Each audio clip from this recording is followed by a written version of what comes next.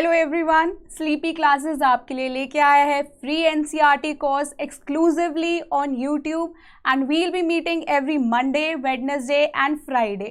तो NCERT course is a very important course. ये बहुत ही ज़रूरी कोर्स है एक स्टूडेंट के लिए और साथ ही साथ जो कि कॉम्पिटिटिव एग्ज़ाम्स की तैयारी कर रहे हैं।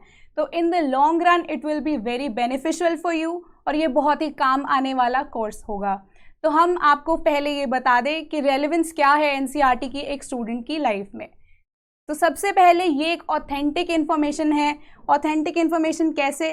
क्योंकि ये सरकार के द्वारा प्रमाणित होता है, सरकार के द्वारा पब्लिश किया गया होता है और साथ ही साथ जब भी कोई स्टूडेंट कोई काम करना शुरू करता है या कोई भी पढ़ाई शुरू करता है तो उसका बेसिक पढ़ना बहुत ज़रूरी होता है और ये बेसिक्स हमें कहीं ना कहीं से एनसीईआरटी से ही मिलता है। साथ ही साथ जो एनसीईआरटी में दी गई लैंग्वेज है वो बहुत ही सिंपल है और स्टूडेंट के लिए इजीली अंडरस्टैंड करना भी होता है, तैयार है। और क्वेश्चंस जो हैं वो कहीं ना कहीं हम ये चीज़ देख लेते हैं कि जो एग्जामिनर है वो क्वेश्चंस को डायरेक्टली एनसीईआरटी से पुट कर देते हैं ताकि एग्जामिनर ये चीज़ जान सके कि कहीं स्टूडेंट ने एनसीईआरटीज़ को इग्नोर तो नहीं किया। और साथ ही साथ ऑल इन ऑल ये एक गुड स्टार्टिंग ऑप्शन है स्टूडेंट के लिए जो कि एक बेसिक लेवल से स्टार्ट करना चाहते हैं और ये सिर्फ और सिर्फ स्लीपी क्लासेस पे एक्सक्लूसिवली आपको दिया जा रहा है and that too for free.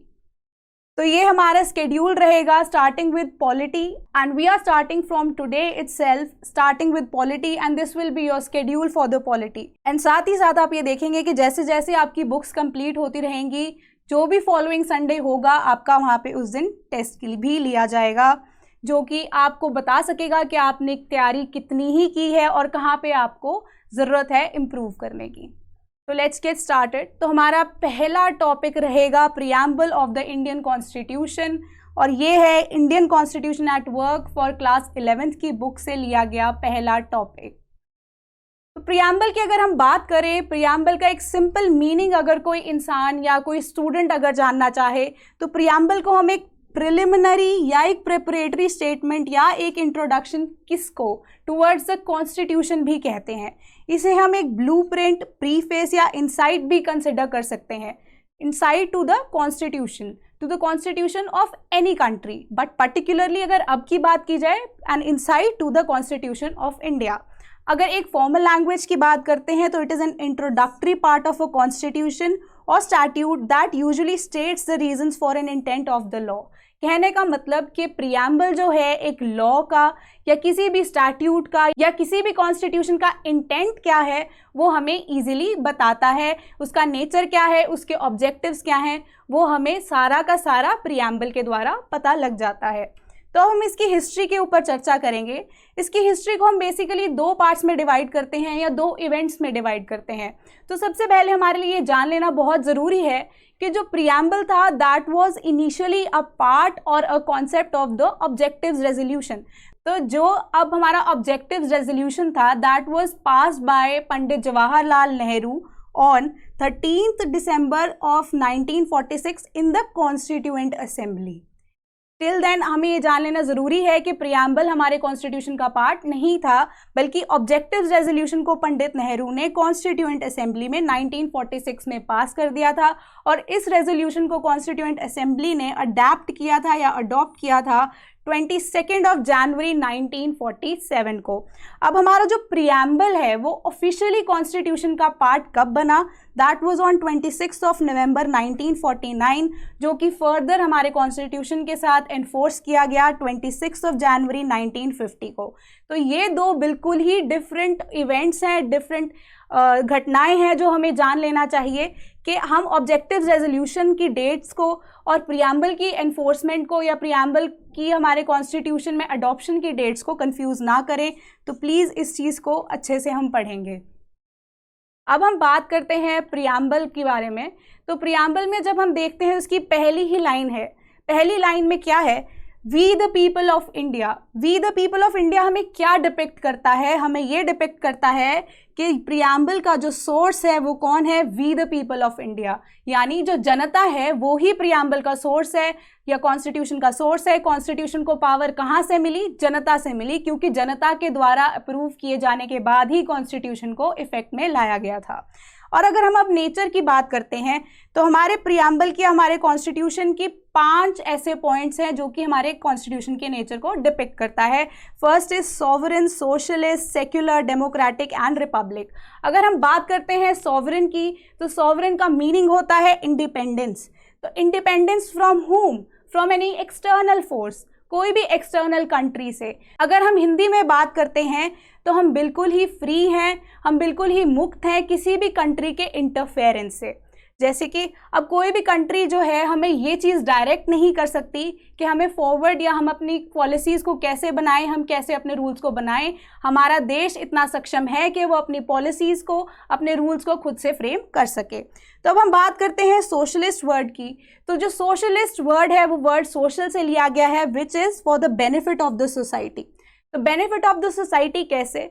Example के तौर पे अगर हम ये ले लें कि कोई भी ऐसा लॉ पास किया जाता है या रूल पास किया जाता है पार्लियामेंट के द्वारा, या कोई भी ऐसी जजमेंट दी जाती है कोई भी कोर्ट के द्वारा, it is for the benefit of the society as a whole and not for a single individuals benefit.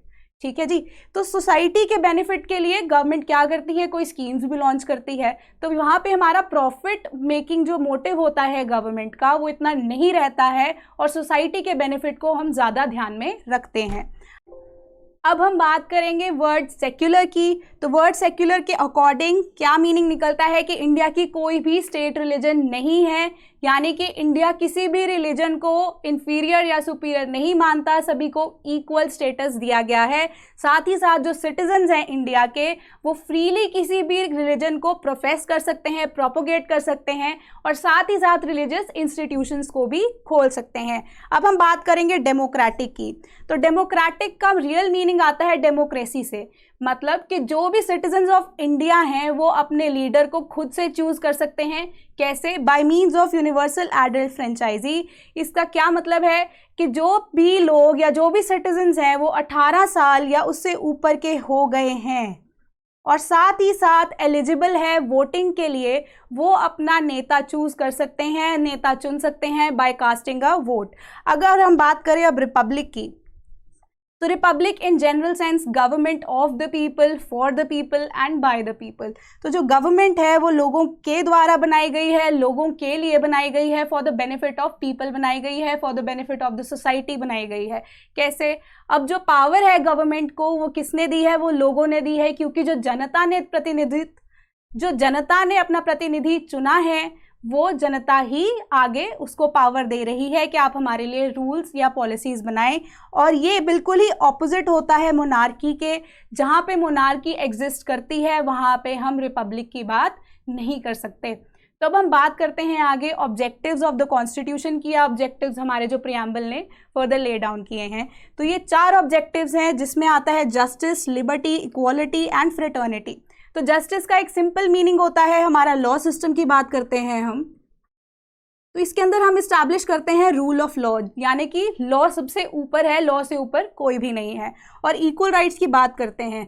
तो अब हम ये चीज़ भी आगे जब पढ़ेंगे तो बात करेंगे, जो हमारा कॉन्स्टिट्यूशन है बहुत ही ब्रॉड पर्सपेक्टिव से बनाया गया था। तो ये रूल ऑफ लॉ के साथ साथ, इक्वल राइट्स के साथ साथ इक्वल अपॉर्चुनिटीज़ की बात भी करता है, ताकि सोसाइटी को जस्ट बनाया जा सके, ताकि सोसाइटी में इक्वालिटी या फिर पीस बन के रहे।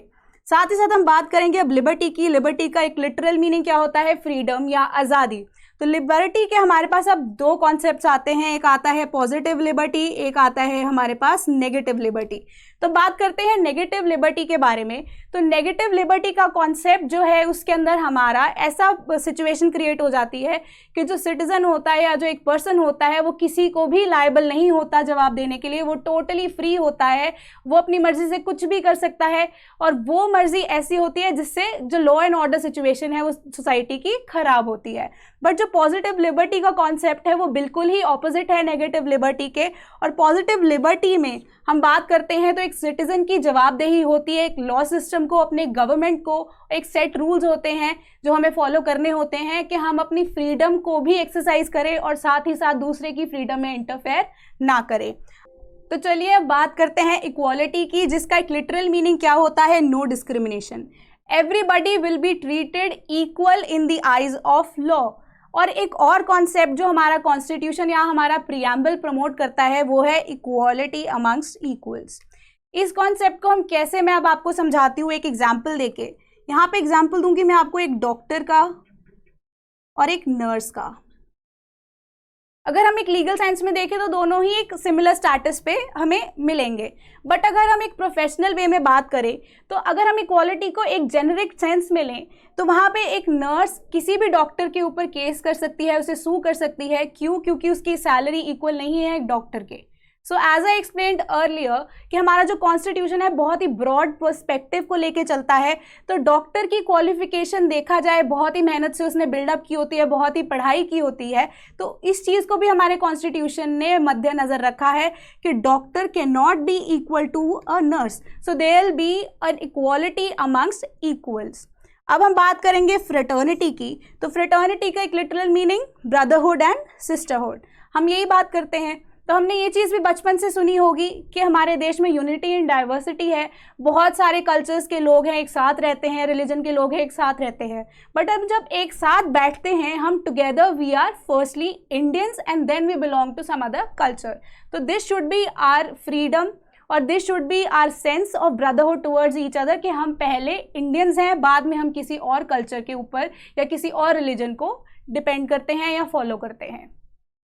तो अब हम बात करते हैं 42nd अमेंडमेंट एक्ट की, and it is a very important amendment क्योंकि इसे मिनी कॉन्स्टिट्यूशन ऑफ इंडिया भी कहा जा सकता है। ये क्वेश्चन भी एक पूछा गया था प्रीवियस ईयर क्वेश्चंस में, अगर हम देखें तो ये एक इम्पॉर्टेंट पर्सपेक्टिव है।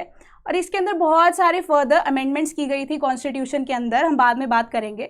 But with reference to the preamble of India या preamble to the constitution of India, इसके अंदर word socialist, secular and integrity add कर दिए गए थे by the 42nd amendment act of 1976। तो हम बात करेंगे कुछ इंपॉर्टेंट केस लॉज के बारे में। तो पहला इंपॉर्टेंट केस है बेरूबारी यूनियन केस। ये केस जो है एक इंटरनेशनल बाउंड्री डिस्प्यूट था विद इंडिया एंड पाकिस्तान। तो इसमें आर्टिकल 3 और article 368 of the constitution of India picture में आए थे। तो हमारे जो एपेक्स कोर्ट है, जो हमारा सुप्रीम कोर्ट है, उन्होंने ये डिसाइड किया था कि preamble is not a part of the constitution. But इस रूल को ओवर रूल किसने किया, या इस केस को ओवर रूल किसने किया, जब Kesavananda Bharati versus state of Kerala picture में आया।